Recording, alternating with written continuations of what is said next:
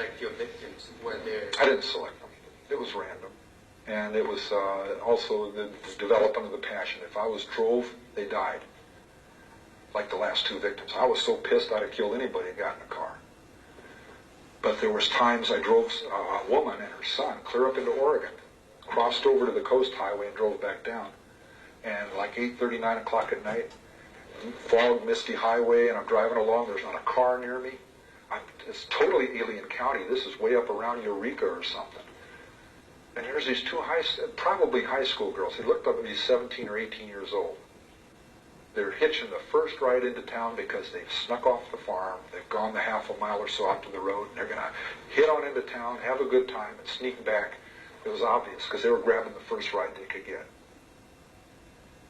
And here I've been fighting my inner impulses to not go off on this woman and her 12-year-old son who's hitchhiking clear back to Seattle, right? And I'm struggling with these feelings. I don't want to do it. Man, you ought to do it anyway. You're weak. You're a punk. I don't want to do it. All day long I'm doing this. And by the time I'm coming back down that highway, I'm exhausted. I'm saying, oh, whoa, and I'm driving along just to get home. And here's a perfect situation. I cannot get busted. It exceeds the criterion of picking someone up and not getting caught. No one knows me in the county. No one's seen me going through it, right? It's a fog shroud at night. Nobody could even see me if their home was in view. And I don't know them. I picked them up. We drove into town about 2 miles, 3 miles. I dropped them off. I got some gas and kept right on going. I was not in a proper state of mind to do something like that. It blew me away. I couldn't believe it. It was like it was handed to me on a platter. It scared the hell out of me. I couldn't do it. I had everything I needed. And to go back to your first... Again, so about the selection and the preparation. If I was selecting and preparing and everything was all set, that's it. I got them. But I didn't. They're not dead. That I show that as an example of many times that kind of thing happened. All of a sudden, somebody shows up out of nowhere. I pick them up, take them where they're going, but I didn't do nothing to them because it was the mindset was all wrong. The only time people got killed was when she and I was fighting like cats and dogs, and I couldn't deal with it. I couldn't vent it any other way. I look back on it, and I'm not saying I'm right or wrong. I'm just saying I'm looking back on it and saying I think they were surrogates. I was killing her, not them. I was attacking her station. I was attacking her stance in that university setting. Also, I hated the university for what it was doing to her. She worked her butt off. They took every bit of it. Oh, yeah, we love that. Okay, here's some more. You want some more authority? You want some more responsibility? Here. It was eating her up. She went into that job sober. She came out of the job damn near canned because she went to work drunk one day. She couldn't cope with it, and it was destroying her a little at a time. She needed help, but if you told her she needed a if I told her she needed a mental hospital, if my little sister told her she needed a mental hospital or a dry-out program, it peeled our skin for us. We did not mess with that woman. My little sister, was cheating on her husband when my mother was murdered. If she had known my little sister was doing that, she probably would have been out of the family. That was totally outrageous to her Victorian mores as she grew up. These twisted Victorian bullshit ideals that her mother laid on her as a kid and twisted her life with. And then she tried to run that shit on my dad. You said you had a lot of sympathy and empathy towards Marianne Pesce when you talked to her. But isn't that strange to say that after you had killed her in such a brutal fashion? There was a draw. There was a draw to the young lady. It was haunting.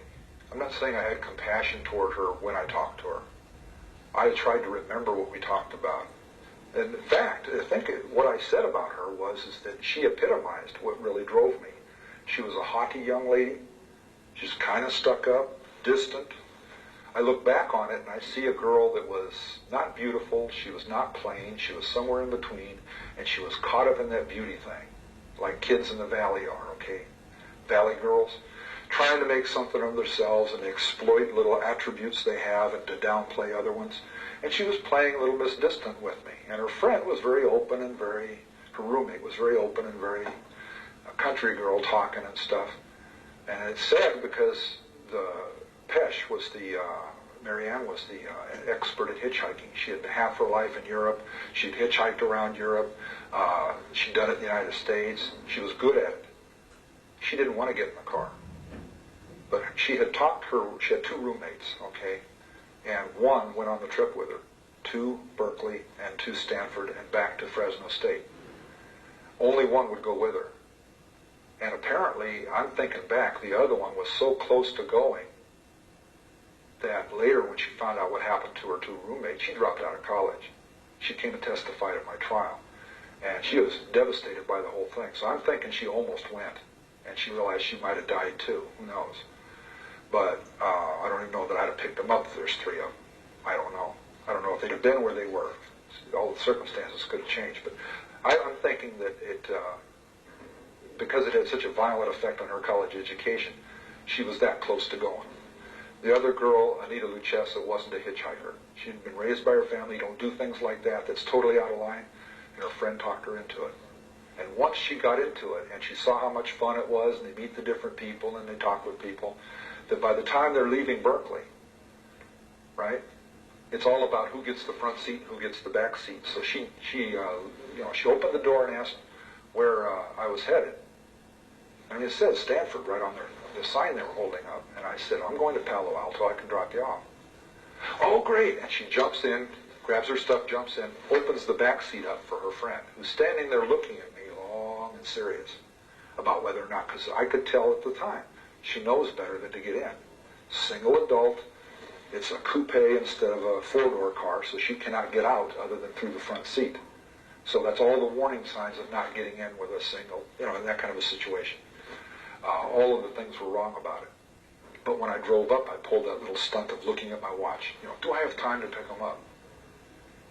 And you wouldn't believe how much effect that kind of thing has. And when she kept staring at me and looking for something wrong in my eyes, I gave this look back like, I don't understand. Why are you looking at me like this? I gave her that back, and she says, oh, this guy's a dork. He's innocent as hell. She gets in. Okay, we're driving along, and I'm looking at this young lady in the rearview mirror. And I look back at it years later, and I'm saying, she kept looking me back, too, right in the eyeballs. I'm wearing dark glasses, but they're not totally dark. And I'm realizing now that she could see me looking at her, and she was looking right back at me.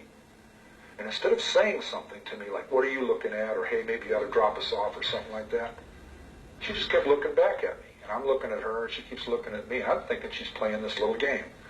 It's not really teasing, so to speak. It's just this little psychological game back and forth that men and women do sometimes.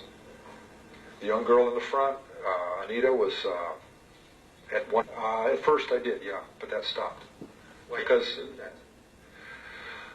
At first I was hoping I could get a vicarious thrill out of seeing those pictures and say, well, this will be satisfying enough. Two people died, that's it. It doesn't have to go past that. And I'll see why I don't want to do it again.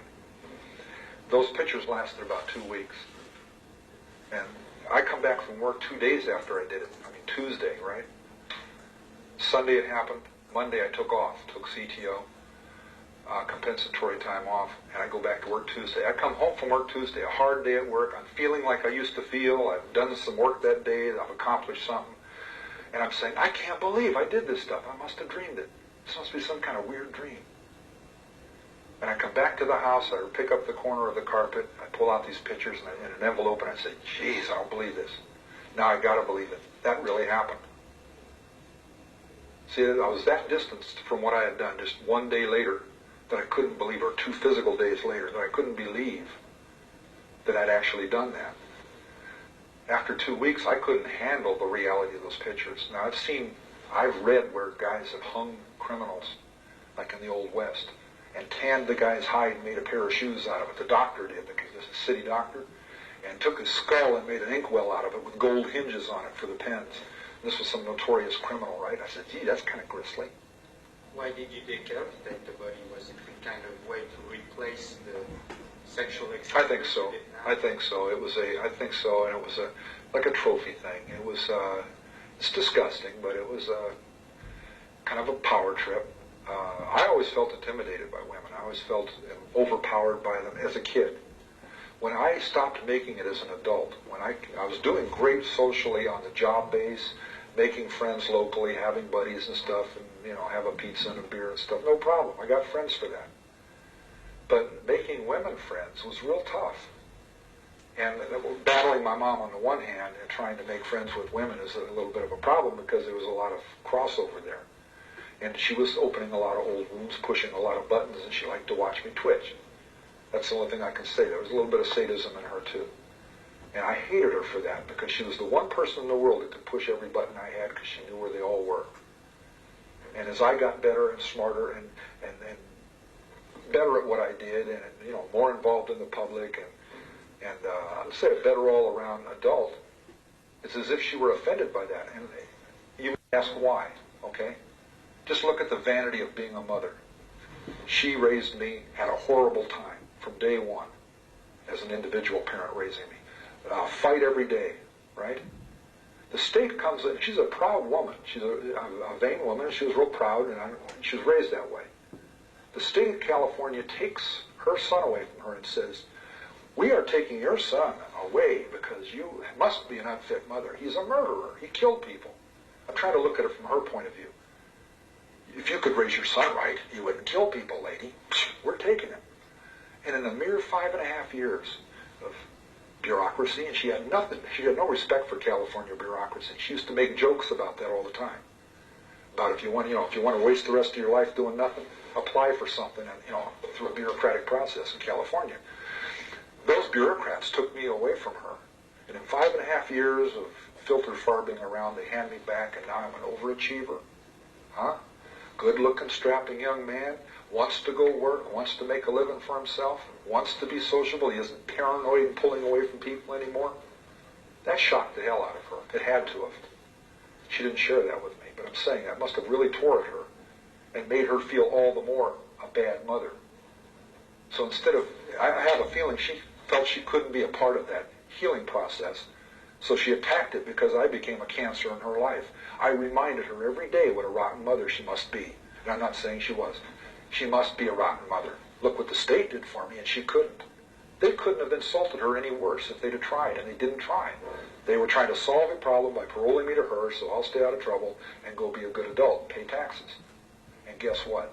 That's the one furnace they should not have put me back in because, hey, she had no help on the other end to sort through her feelings, and she was too proud to get help. So we fought, and that's the only excuse I can make in my head. She's not here to discuss it. That's the only thing the balance I can put in there is that I must have been a terrible accuser to her, a terrible accusal of what a rotten mother she was, or she could have done better. Even the state raised me with apparent ease. They locked me away in an adult institution where I should have been raped, and I should have been mutilated, and I should have been screwed over and been like Charlie Manson when he was raped as a kid in prison, in youth authority. And then he starts raping other people, and he's a leader of that stuff, and then he's manipulating people.